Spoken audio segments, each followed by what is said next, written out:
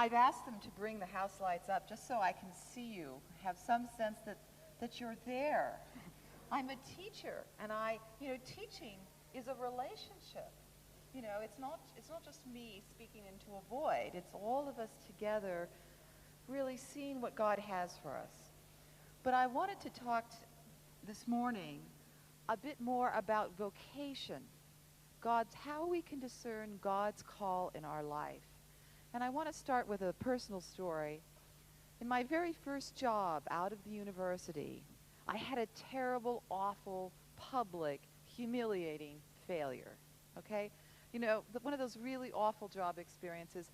And the terrible thing for me was that it was in a Christian setting. It was a Christian organization. And I not only felt a failure at work, but I felt a failure in my attempt to serve God.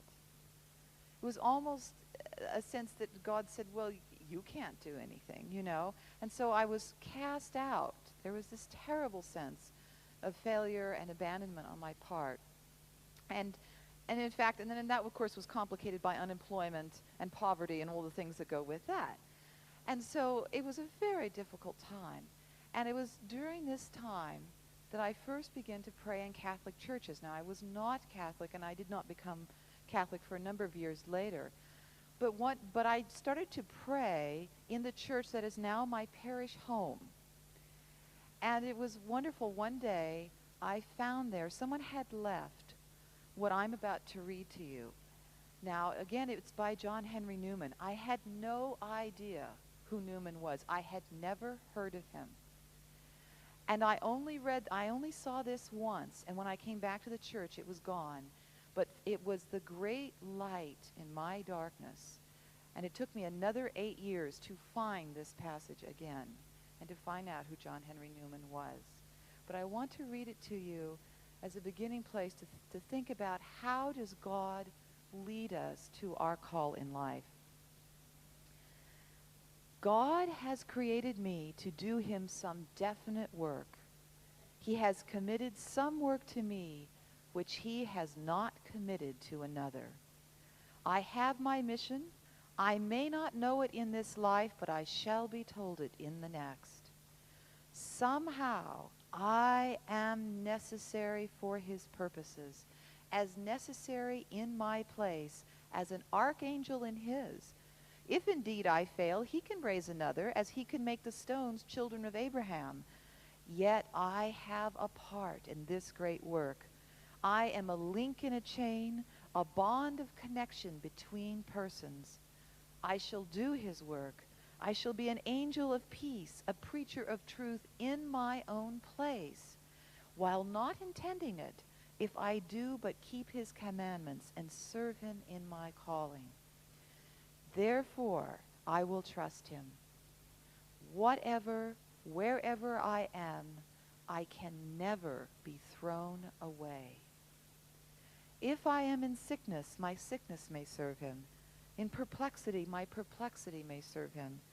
If I am in sorrow, my sorrow may serve him. My sickness or perplexity or sorrow may be necessary causes of some great end, which is quite beyond us. He does nothing in vain. He knows what he is about. The most important point of discernment for us as lay people, as lay Catholics. Remember we talked yesterday? I'm going to ask the question again. How many people here are apostles? Please raise your hand. Oh, an improvement, definite. Now, more, come on. I want to see some more. Will the apostles in the room please raise their hand? Okay, good. We have, every one of us, been consecrated by Jesus Christ himself in baptism, in confirmation, to be apostles in this world. And there is no such thing as apostolic unemployment. Okay? We're all apostles here. What is the most important point of discernment for us? It's very interesting. Do you realize that when religious and priests have discerned their vocation, Their discernment, in some sense, may be said to sort of, have they finished it. Ours has just begun. When we realize that we are not called to religious life, and maybe we are not called to priesthood, our discernment has just begun. Because then the question is, what is the personal work of love to which I am called? Because the lay office is as vast as the world. All we have to do is evangelize the world. Not a problem, right? Sure. That's all we have to do. How on earth can I narrow that down? How can I find my place in this enormous work of God? That's why our discernment, actually it's interesting, almost all the discernment programs that you hear of vocational discernment, it's all focused on helping you decide whether you're called to religious life, whether you're called to the priesthood. But what about the rest of us? We are apostles too. What about our discernment? Okay? It's very important. Our discernment begins where many others have ended. Now, we said yesterday, what's a vocation? A vocation is the personal work of love to which God has called us individually. It's our little piece of participation in the much, much larger work of redeeming the whole world, that Christ is at work in the world doing that, and he allows us the dignity of collaborating with him in one very specific small arena. That is our vocation. And as we said, for lay people, what was characteristic of us? What is the word? Secular. Secular. What does secular mean? What does it mean? Does it mean hates God? No. It means all the world. It means pertaining, focused around God's purposes and God's redemption of this life and this world. Okay, that's what's unique about our call. We are the people in the church who have responsibilities, particular responsibility for the secular mission of the church. So, now as we said, does everybody have a vocation? Yes? Good, okay. There's no such thing as vocational unemployment. All right, so that's important. But now the question always comes up, well, what's the difference between my vocation and how I make a living? My career, my job. That's a very important question. Our vocation is not the same necessarily as how we make our living. Is that making sense? For some people, now ideally we would like to bring them as close together as we possibly could. But sometimes our vocation absolutely requires that it be kept separate. I have a close friend, a woman who is doing some of the most remarkable work, very quietly, in a part of the world that is absolutely closed to mission work. She is in one of the most repressive countries on the face of the planet. She is there in her private capacity. Her passport does not say missionary because it couldn't. No one could get in. The Pope couldn't get in. Mother Teresa's sisters couldn't get in. Her passport says homemaker. And yet she is out there on the frontiers sharing the faith with men and women who otherwise would have no living contact with the church. She does this, and she can do this because her vocation and her livelihood are kept entirely separate. It has to be so for the sake of her call. But for most of us, we'd like to get it as close together as we can. For some of us, it overlaps, and for others of us, it's almost completely one and the same. So it can vary, but our vocation isn't necessarily the same as our job. And that becomes very clear when you realize you don't retire from a vocation. And the good news is you can't be fired. Well, some of us would like to be fired, I suppose, but you can't be fired, you can't be laid off, you can't be made redundant, and you don't retire. If circumstances may change so that you can no longer be actively involved in the work of your vocation, but the call remains. The call remains. And so it really is something that is with us over our lifetime. Now, what are some typical qualities of a vocation? Well, for one thing, it's received. You don't order one. Now, you may laugh. I've had people come and say, they come to the gifts program and they want a particular charism. Seriously. And they get mad at me if I don't deliver. You know, they come in, they put their money down, they want to be a prophet, they want to be a healer, they want to, you know, something like. And I'm saying, excuse me, but I cannot put in what God has left out. We can help you discern what God is doing. We can help you find the signs, if you will. What are the fingerprints of God in the situation? But it is the Holy Spirit that bestows a call and those gifts, not us. And so we receive our vocation from the Lord. And that's very important. And it is revealed to us as it unfolds. Even, you know, the funny thing is, I did my graduate work on the discernment of vocation in the lives of some really remarkable Christian men and women. That was my thesis. And it was fascinating. Even the people who got the special clues, you know, we all would like to have an angel.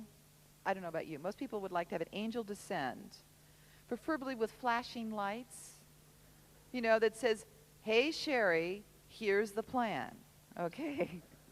You know, all in black and white. And then I'll say, fine, Lord, I got it. That's what I would like to have happen. You know, but the fascinating thing is, even when people get extraordinary clues, they almost always misunderstand them. They don't understand what it means. St. Francis got career counseling from a crucifix. Have you seen the picture of the crucifix of San Damiano? Okay, that spoke to St. Francis. And it said, rebuild my church. So what did Francis think? I'm a building contractor. Let's get some bricks, some mortar, and he set to rebuilding the church, the ruined church of San Damiano. Did he think Franciscan order? Okay, we start here, and tomorrow we go over here, and in 800 years we're the largest, you know, order in the church? Of course not. Well, Francis never planned anything anyway, okay? But no, it was revealed to him, the significance of it was revealed to him as he said yes to God and did the next thing. And it's true for all of us. We don't create these great 5-year or 10-year plans. We simply respond to what God, to the next step, and our call will be revealed to us as we are faithful. Now, what are the clues that are available to us? The good news is we don't have to have an angelic visitation. Most of us have been given the clues that we need to begin to discern what God has called us to do. They're available to all of us. And the first one is, frankly, the teaching of the church. The revelation of God's general will for us through Christ's life, his teaching, his death, his resurrection, the scriptures, the tradition, and the experience of great Catholics, of great saints throughout the centuries. All of that is our backdrop. The church's teaching on social issues, on moral discernment. All of these are very important for us. That's why being informed about our faith is a really important part of discerning our call. So they form sort of the big backdrop for the rest of our discernment. We have the church's teaching, and then we have the will of God as it is written in us. Because an awful lot of God's will for us is written in us, in our personality. Are you an extrovert? Okay, my Father Michael Sweeney is the Dominican priest with which I create most of the programs and teach. We founded the Institute together, and he is an introvert, and I'm an extrovert, okay? And you know what an extrovert is? Extroverts are those people who have to talk out loud to figure out if they're thinking. And introverts are deep, right. They dwell deep inside, you know. And as Father Michael's fond of saying, he says, you know, an introvert will look at an extrovert and say, is there any intelligent life there?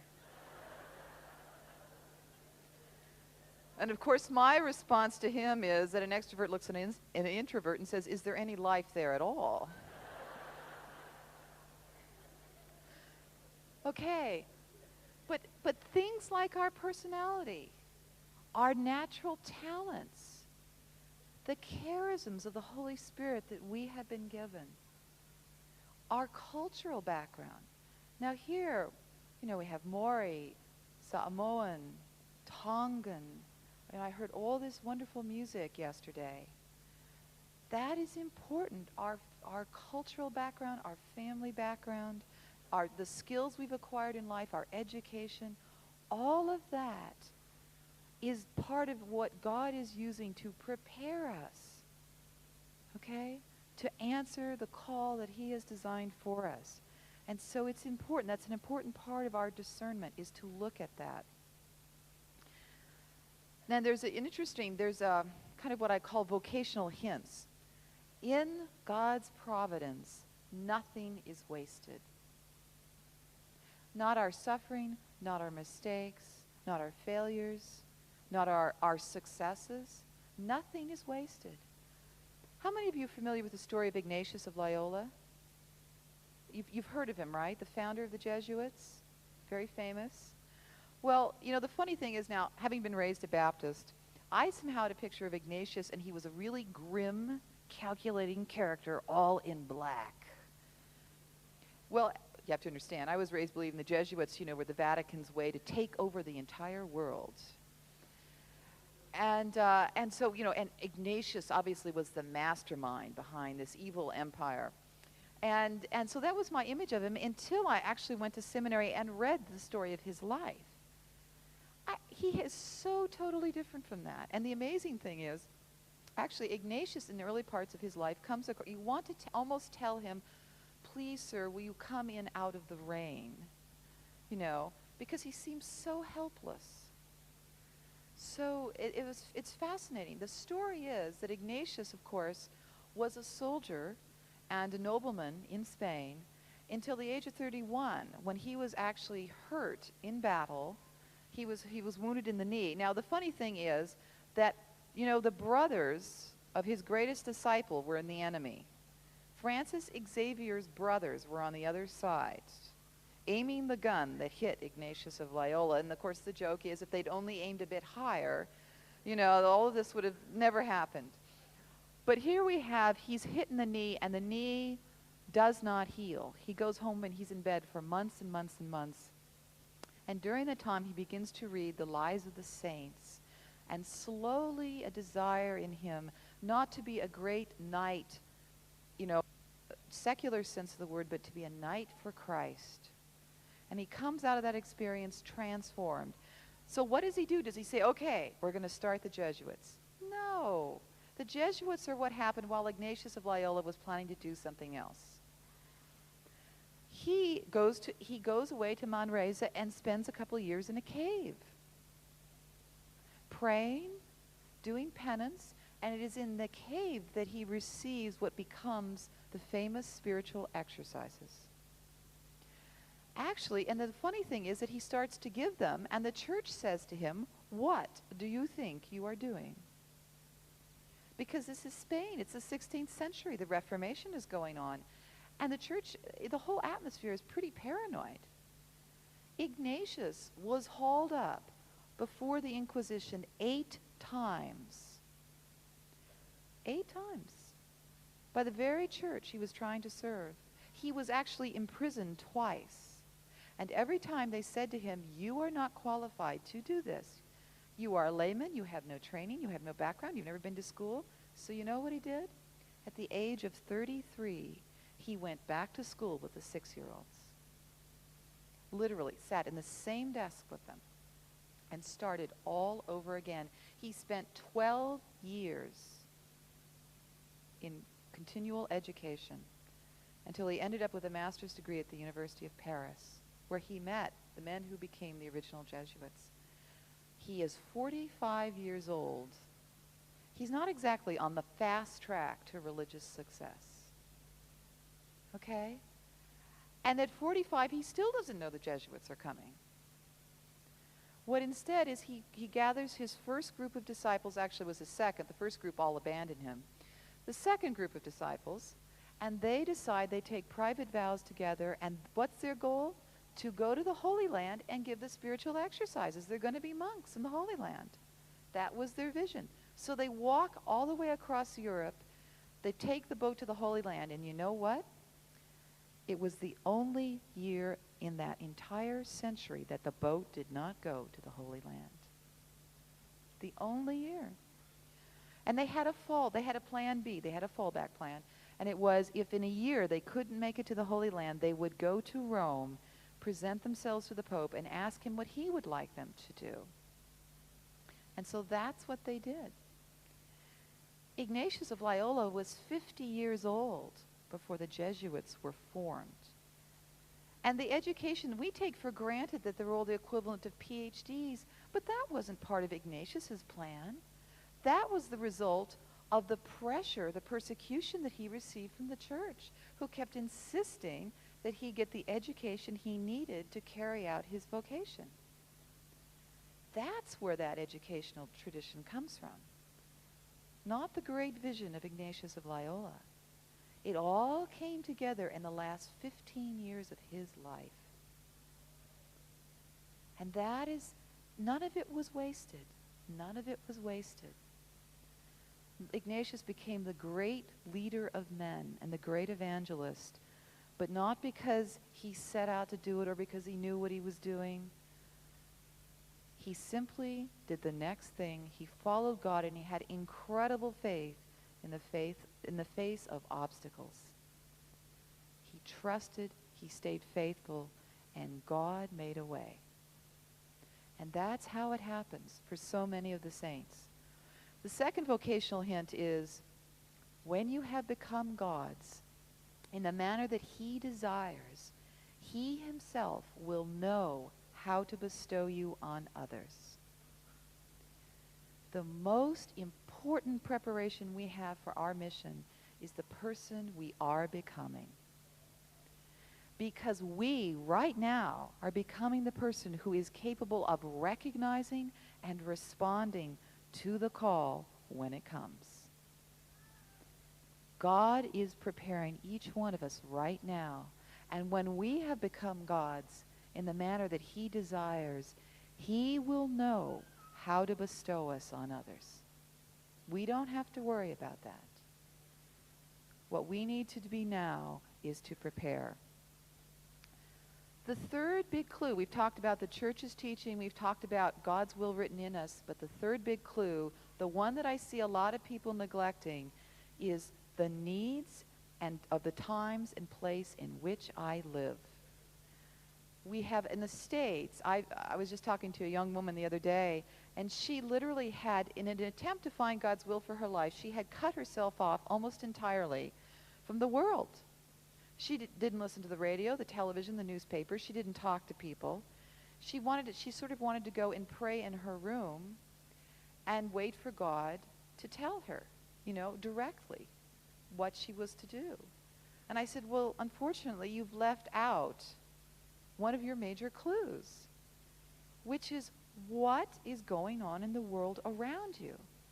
Because as Frederick Buechner says, he says it so beautifully, he says our vocation is where our heart's deep joy meets the world's deep needs. It's where they come together, our heart's deep joy and the world's deep needs.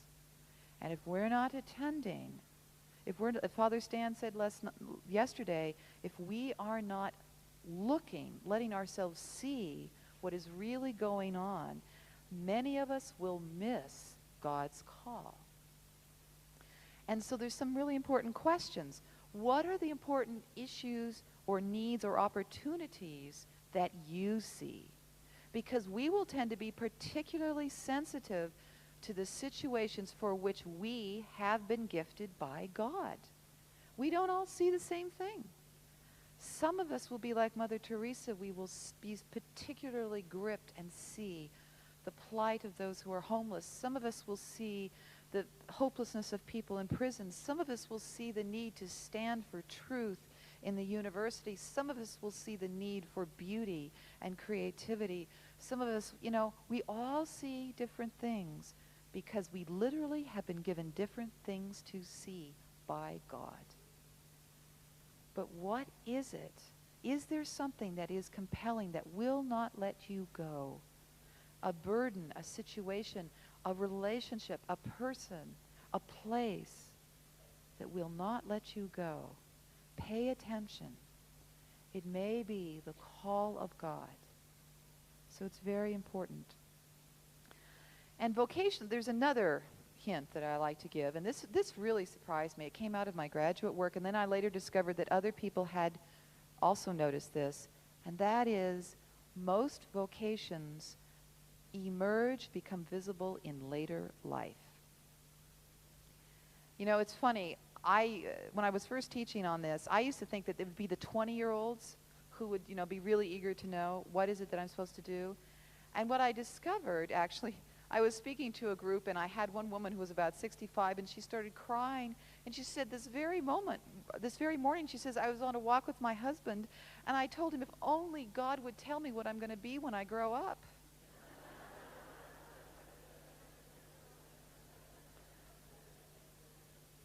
What I'm discovering is the hunger never ends. We're all wondering what we're going to be when we grow up. And especially as we get older, the questions become more and more acute. When you're 20, you can say, well, if I decide to be a brain surgeon tomorrow, okay, I can do it. Now, you may be deluding yourself, but you can still feel that way. But as we get older, we realize I'm not going to be a brain surgeon. I'm not going to be a prima ballerina. I'm not going to be an opera singer. I'm not going to be a rocket scientist. If you will, we realize the options are more specific than that. And the question becomes more acute. What is it God is calling me to? What is the purpose of my life? And so it's a question we ask at all ages. But the fascinating thing is most vocations seem to develop in later life. Early adulthood is a time of preparation for the call, the time of becoming the person we need to be so that we can hear it and respond. So don't give up hope if at 16, 18, or 21 when you left school, you didn't have it all figured out. That's normal. That is normal. What is important is that we become the person God intends us to be. And we will be ready when the call comes. The fourth thing that is very important is having the input of others, a wise spiritual director or mentor. If you have a spiritual director, you are incredibly fortunate. God bless you. But you can also get that. I know they're hard to find. We can also get insights from those who know us well, who love us, our family, our friends, perhaps lay people who are trained in this area. And we can learn a lot from reading the lives of the saints. Because often their lives, something about their call, will speak to us and will evoke a call in us as well. And so the responses of others are part of it. The four big areas of clues, again, are the church's teaching, what God has created in us, our personal uniqueness, the needs of the time and place in which we live, and the counsel and guidance of others who are spiritually mature and love us. Where those four clues come together, where they converge, is sort of an arena where we have been equipped by God to act. It's what I call the general area of our call. You can envision it like a circle. And somewhere within that is our vocation. It's smaller, it's more specific, but we can identify this general area of call. And when we have done that, I realized some years ago that I am what I call a people gardener. Okay, you don't see that in career manuals, but a people gardener, because somehow people grew around me. And that seemed to be how I was called.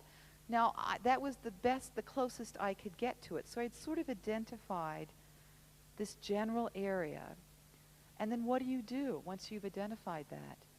You go there. This is going to sound very simple. You go there, you hang out,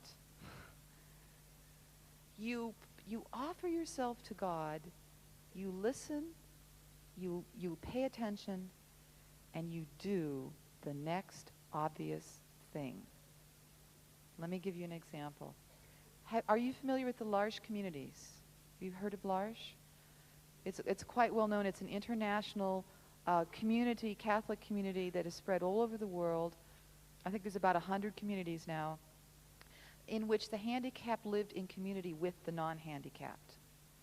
The story behind it is wonderful. Jean Vanier was the son of the Governor General of Canada, so he came from a very privileged background. But he had this sense that he didn't know. He knew God was calling him, but he didn't know how. And so during most of his 20s and 30s, he seemed somewhat to be drifting. He studied and he went to school, he lectured a little, he prayed, but he knew he had not yet identified what God was calling him to. When he was 36, he visited an institution for the handicapped in France. And he said the way they were treated, it was so inhuman that all he knew was Jesus wanted something done about this. That was it. Jesus wanted something done. Did he say, okay, we're going to start a whole movement, communities all over the world? No.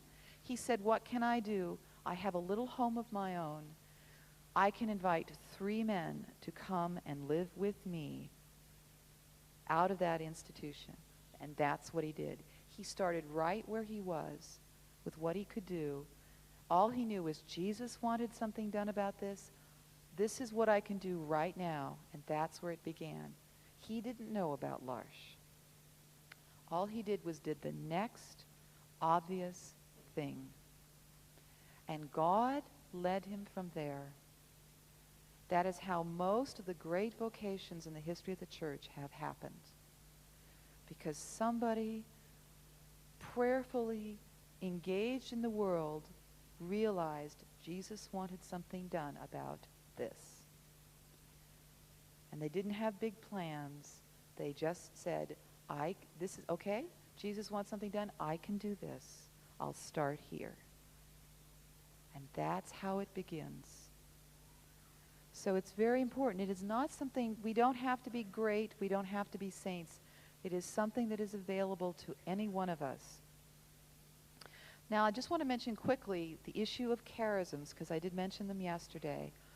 What is the significance of our charisms? Remember those gifts of the Holy Spirit that we are given for the sake of others? Remember I talked about that? All of us receive them, at least one in baptism and confirmation. They are very important in this process because with a charism comes a call. We had a woman in Seattle, it was great. She ran into me in a conference there and she said, oh, I just have to tell you, that workshop changed my life. I said, oh, great. And she said, yeah. She said, I always knew I loved music, but I never realized it was a call. And she said, when I realized it was a call, she said, that meant I had to rearrange my life. And she says, I'm sorry, but I can't come to any more of your workshops because I'm getting trained to be a cantor. Too busy, I said, great. That's wonderful. Because that was the point. She had the call and she was seeking to answer it. But with the charism, God is calling us. And so we need to really pay attention and to nurture, specifically nurture those parts of our lives where we have received those kinds of gifts. Charisms are tools with which to carry out our mission, and they are major clues as to what our vocation actually is, which is one of the reasons we do lots of gifts discernment in the parishes in North America, to help people, as a beginning place, to help people discern God's call in their life. Now, one question that does come up a lot is everybody going to know what their call is in their lifetime? I mean, can you name it? And I think the honest answer is no. But the fact that you cannot name it does not mean you will not be able to live it. Those are two different matters altogether.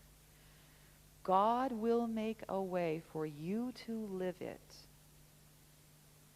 even if you can't necessarily put a label on it. Okay? That's very important.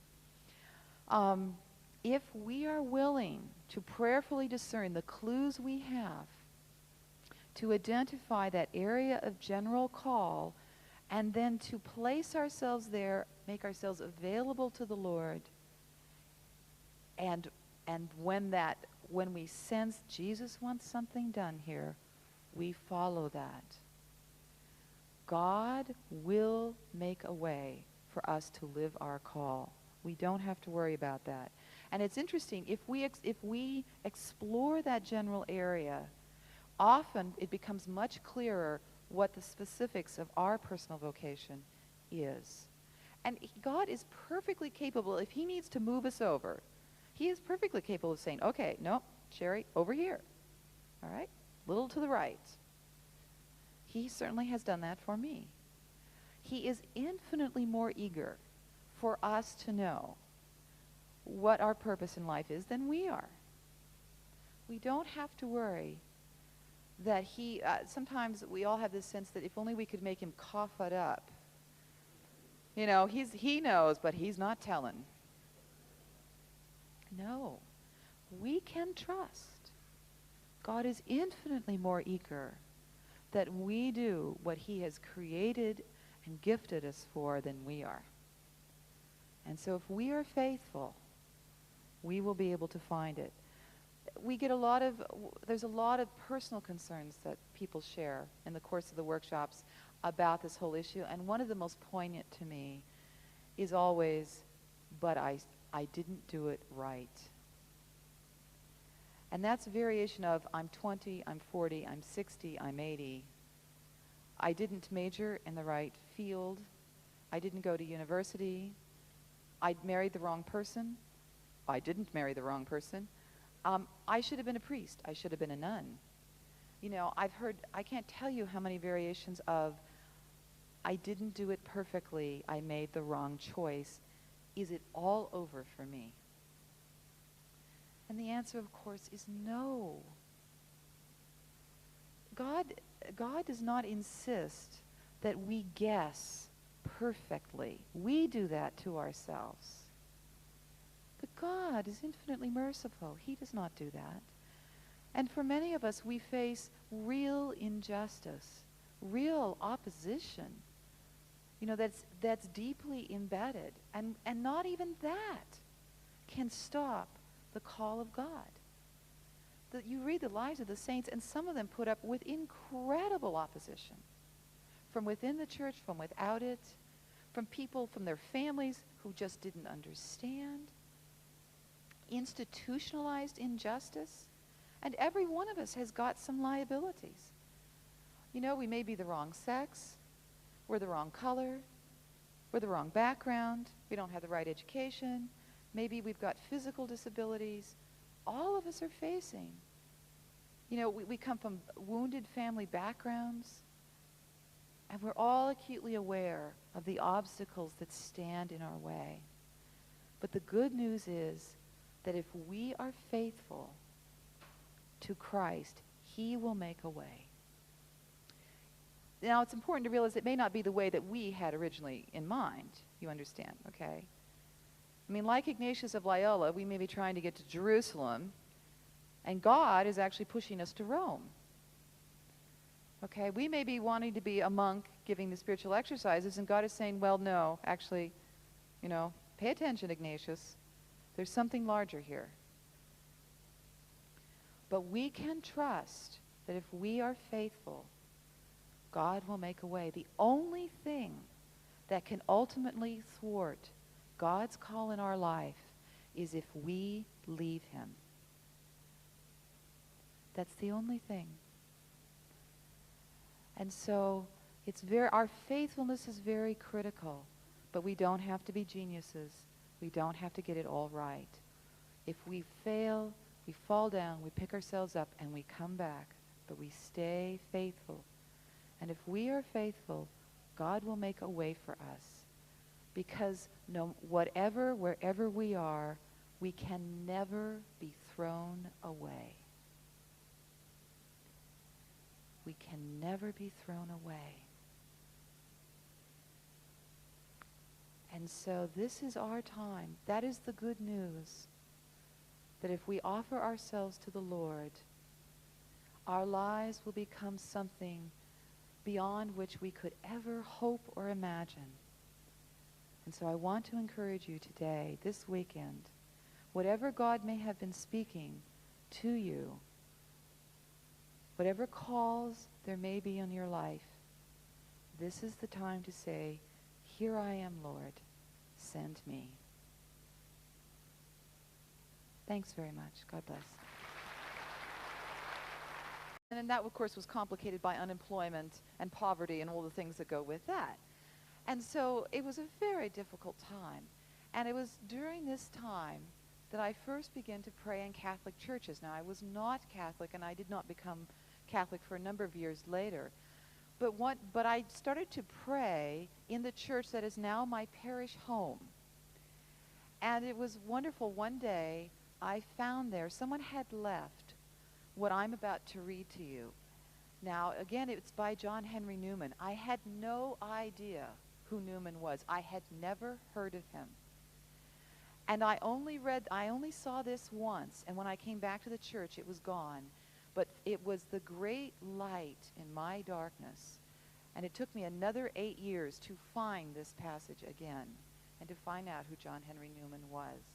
But I want to read it to you as a beginning place to think about how does God lead us to our call in life. God has created me to do him some definite work. He has committed some work to me which he has not committed to another. I have my mission. I may not know it. Our discernment has just begun. Because then the question is, what is the personal work of love to which I am called? Because the lay office is as vast as the world. All we have to do is evangelize the world. Not a problem, right? Sure. That's all we have to do. How on earth can I narrow that down? How can I find my place in this enormous work of God? That's why our discernment, actually it's interesting, almost all the discernment programs that you hear of vocational discernment, it's all focused on helping you decide whether you're called to religious life, whether you're called to the priesthood. But what about the rest of us? We are apostles too. What about our discernment? Okay? It's very important. Our discernment begins where many others have ended. Now, we said yesterday, what's a vocation? A vocation is the personal work of love to which God has called us individually. It's our little piece of participation in the much, much larger work of redeeming the whole world.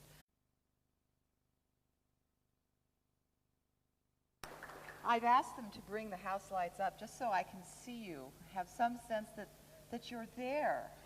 I'm a teacher, and teaching is a relationship. It's not just me speaking into a void. It's all of us together really seeing what God has for us. But I wanted to talk this morning a bit more about vocation, how we can discern God's call in our life. And I want to start with a personal story. In my very first job out of the university, I had a terrible, awful, public, humiliating failure, okay? One of those really awful job experiences. And the terrible thing for me was that it was in a Christian setting. It was a Christian organization. And I not only felt a failure at work, but I felt a failure in my attempt to serve God. It was almost a sense that God said, well, you can't do anything, you know. And so I was cast out. There was this terrible sense of failure and abandonment on my part. And in fact, in this life, but I shall be told it in the next. Somehow, I am necessary for his purposes, as necessary in my place as an archangel in his. If indeed I fail, he can raise another, as he can make the stones children of Abraham. Yet I have a part in this great work. I am a link in a chain, a bond of connection between persons. I shall do his work. I shall be an angel of peace, a preacher of truth in my own place, while not intending it, if I do but keep his commandments and serve him in my calling. Therefore, I will trust him. Whatever, wherever I am, I can never be thrown away. If I am in sickness, my sickness may serve him. In perplexity, my perplexity may serve him. If I am in sorrow, my sorrow may serve him.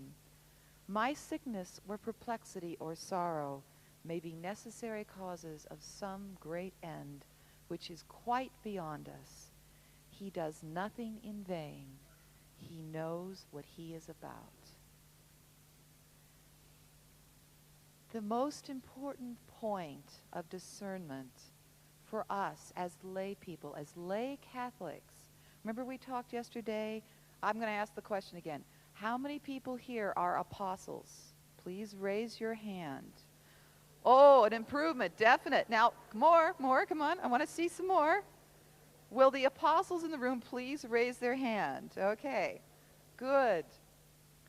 We have, every one of us, been consecrated by Jesus Christ himself in baptism, in confirmation, to be apostles in this world. And there is no such thing as apostolic unemployment. Okay? We're all apostles here. What is the most important point of discernment for us? It's very interesting. Do you realize that when religious and priests have discerned their vocation, their discernment in some sense may be said to sort of, they finished it. Ours has just begun. When we realize that we are not called to religious life, and maybe we are not called to priesthood,